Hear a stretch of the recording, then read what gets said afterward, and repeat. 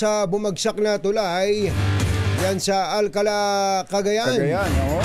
At naroon si RH25 Grace Ansano. Come in, Grace!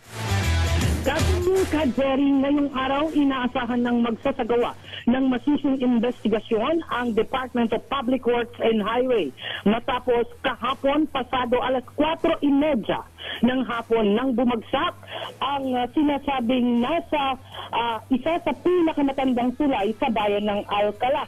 Ito ay ayon nga sa punong bayan ng Alcala na si Mayor Tin Antonio. Bagamat daan doon at may mga nakatalaga ng pulis, makaraang mabilis ding tumugon para nga iayos ang daloy at ang para sa seguridad ng mga motorista. Ayon naman kay Governor Edgardo Egay Aglipay na agad din nagtungo sa pinangyarihan ng insidente, inatasan na niya ang PNP, gayon din ang DPWH at ang LGU para magsagawa ng assessment. Sa ngayon ay nananatili ang 7 katao na kabilang nga rito yung driver at pahinantay nila noong mga 10-wheeler truck na sinasabing overloaded. Ang capacity ng nasa 45 years ng tulay ay 18 tons ang sinasabi ng DPWH.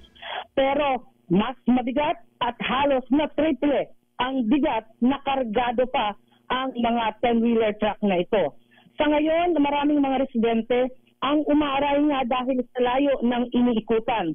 Ayon sa DPWH, ang rerouting na ginagawa ngayon ay mula nga dito sa junction sa Gattaran, papasok ng Kamao at Kapisayan, papasok ng Santa Margarita Road at vice versa. Yan ang pwedeng daanan ng ating mga motorista. So yan muna ang ating update. Ito, si RH25, Grace Vera Sansano. Una sa Pilipinas, una sa Pilipino.